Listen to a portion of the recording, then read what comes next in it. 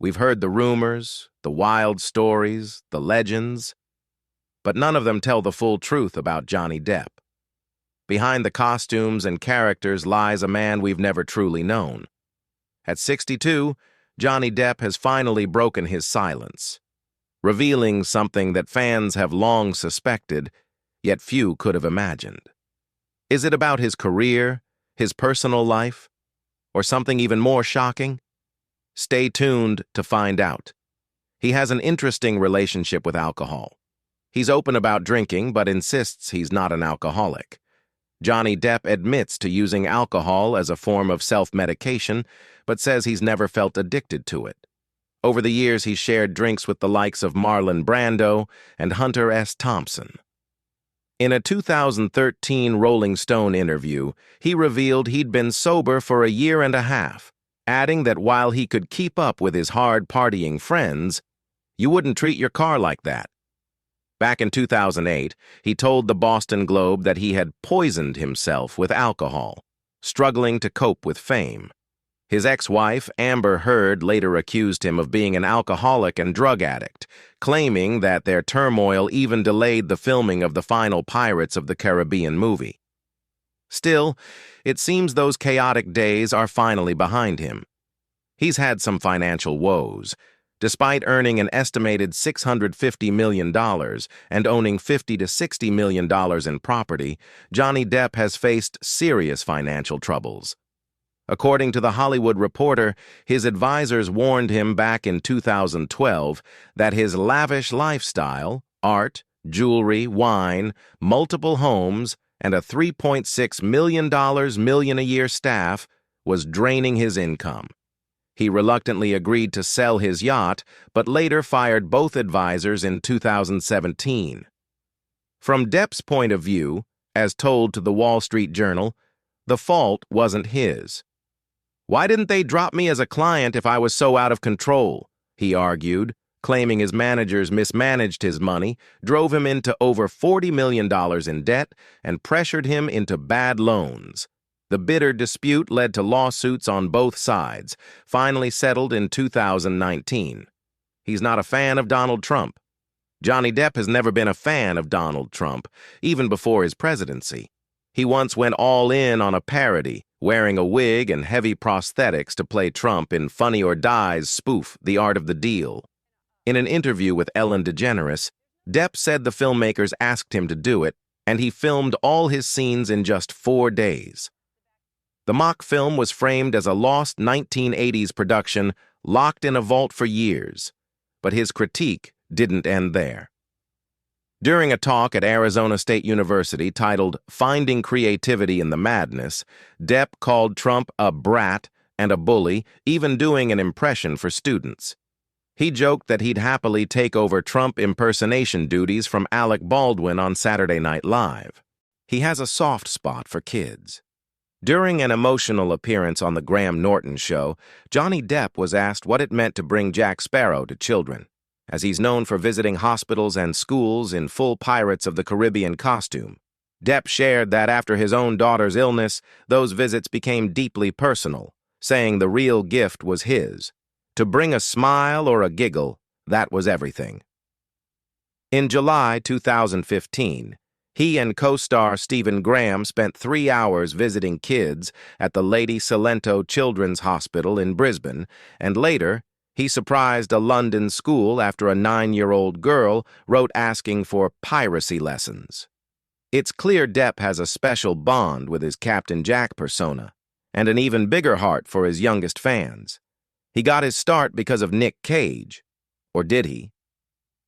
According to the Biography Channel, Johnny Depp's first wife, makeup artist Lori Allison, introduced him to her ex-boyfriend, actor Nicolas Cage. Cage saw potential in Depp and helped open key doors early in his career. Depp has told slightly different versions over the years. On Jonesy's Jukebox, he recalled someone saying, "Why don't you go meet an agent?" "My agent is with Nick Cage." That meeting led to his first audition and his first role. In a 1988 interview, Depp said a friend introduced him to Cage, who encouraged him to try acting. A GQ photo from that same year confirms the two were close, backing the story that Laurie was the one who brought them together. He's in an all-star band. Johnny Depp didn't move to California in 1983 to become an actor. He went there with his band, The Kids, who had found success in Miramar, Florida, where he grew up after being born in Owensboro, Kentucky. He even dropped out of high school to pursue music. When the band broke up, he turned to acting but never lost his love for music. Before his big break on 21 Jump Street, he played in a glam band called Rock City Angels.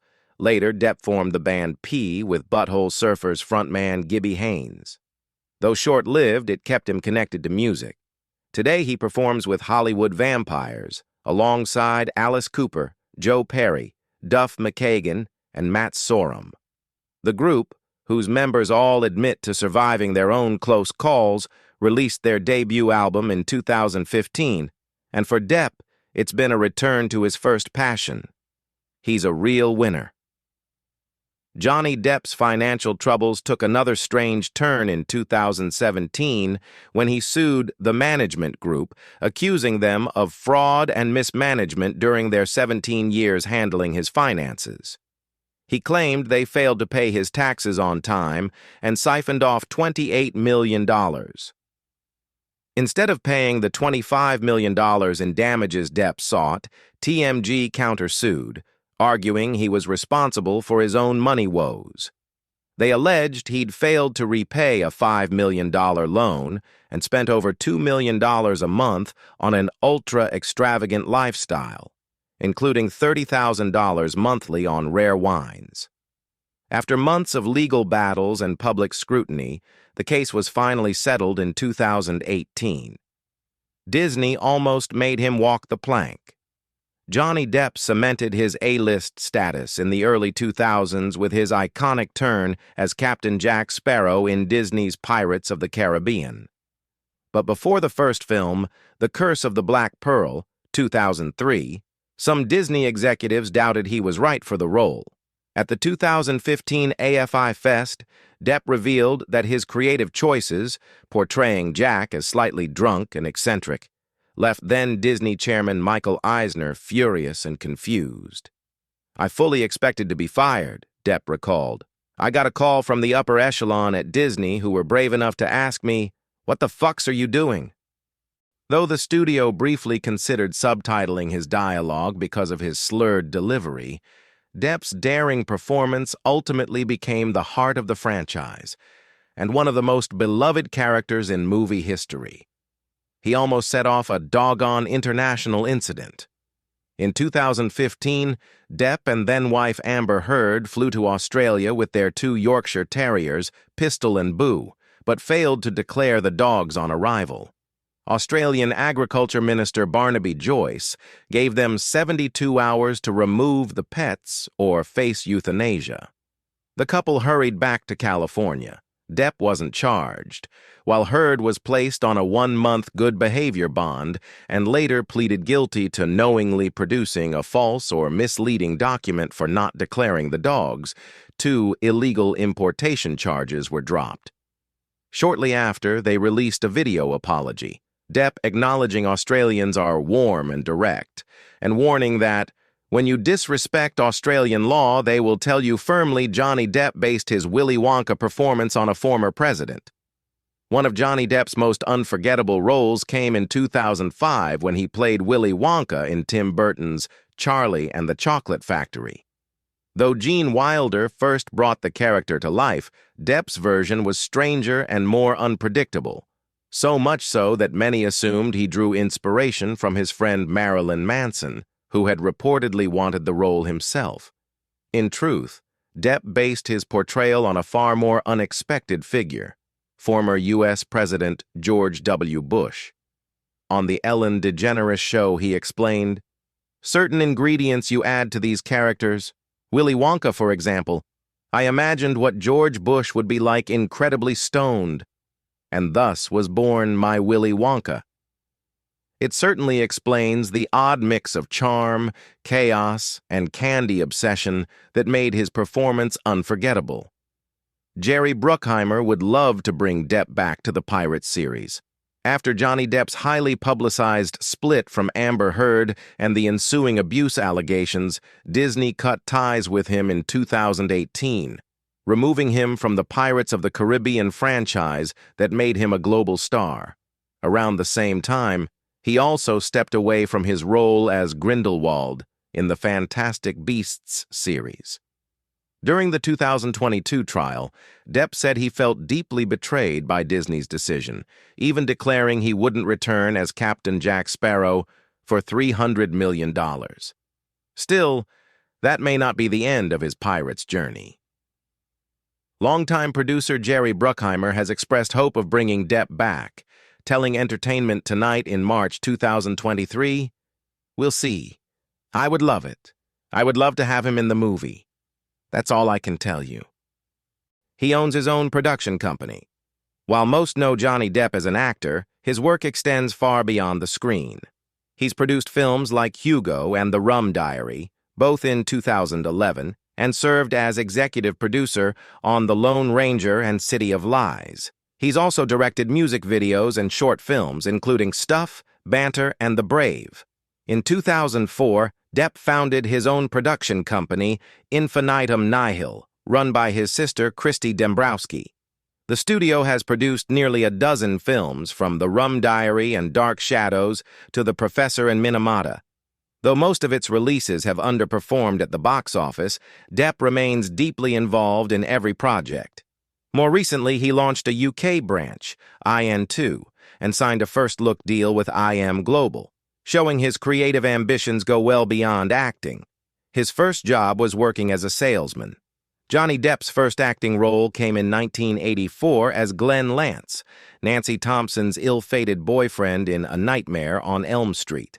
Though acting wasn't his original plan, he quickly landed more parts in Private Resort and Platoon. Before Hollywood, Depp made ends meet as a telemarketer after moving to Los Angeles with his band. He sold pens over the phone, a job he disliked but admitted taught him how to perform and speak confidently. "You'd promise people a grandfather clock or a trip to Greece," Depp told Digital Spy. "A few actually bought the pens just for the clock. When my supervisor wasn't around, I'd whisper, 'Don't buy these pens. The clock's made of corkboard.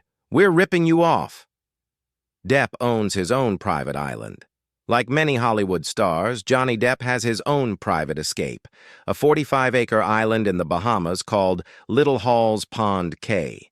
Purchased in 2004 for $3.6 million, the island features 6 beaches, each named after people close to him, including Hunter S. Thompson, Marlon Brando, and his children. Depp uses the island as a refuge from fame, retreating there to unwind after major film projects.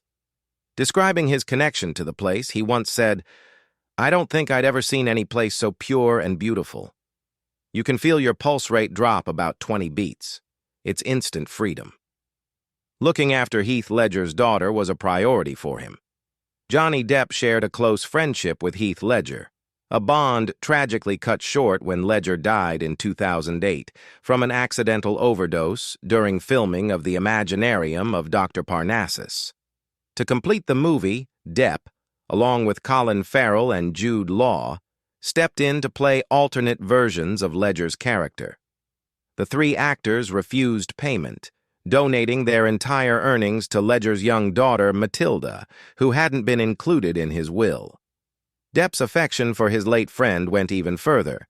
He named a spot on his private island Heath's Place, creating a quiet sanctuary for Ledger's family to escape the spotlight and grieve in peace. His role in Pirates of the Caribbean has made him one of the best-paid actors of all time.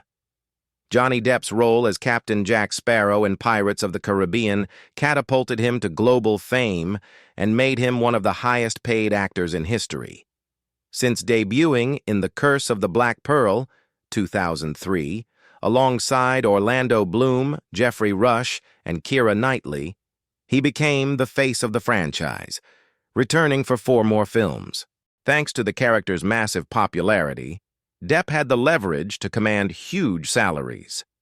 From a $10 million paycheck for the first film, his earnings soared to between $55 million and $90 million for later installments, bringing his total income from the series to an estimated $275 million. Depp doesn't want to win any awards. As one of Hollywood's biggest stars, Johnny Depp has been nominated for 3 Oscars and several BAFTAs, but he's never won, and that's just how he prefers it. In an interview with the BBC, Depp admitted he has no interest in taking home awards, saying, "I don't want to win one of those things ever. I don't want to have to talk." He explained that winning implies competition, something he doesn't believe belongs in art. "The idea of winning means you're in competition with someone, and I'm not in competition with anybody," he said. For Depp, being nominated is more than enough. A nomination is plenty. The actor paid for Hunter S. Thompson's ashes to be fired from a cannon. Johnny Depp's unlikely friendship with journalist Hunter S. Thompson surprised many. The two were nearly 30 years apart in age, but shared an intense bond after meeting in 1994. They became inseparable, with Depp later calling it a love affair, a major love affair that hung around until he made his exit. Depp famously portrayed a version of Thompson in Fear and Loathing in Las Vegas, based on the writer's own book. When Thompson died in 2005, Depp honored his friend's wild spirit by funding his wish for a grand farewell, launching his ashes from a cannon in a fireworks-filled ceremony attended by stars like Sean Penn and Jack Nicholson. At 62, Johnny Depp remains one of Hollywood's most complex and fascinating figures, an artist shaped by brilliance, chaos, and reinvention.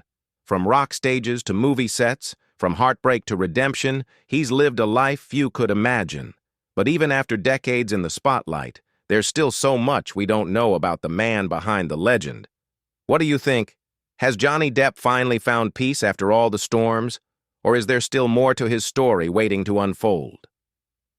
Share your thoughts in the comments below, and don't forget to like this video and subscribe for more deep dives into videos like this. See you next time.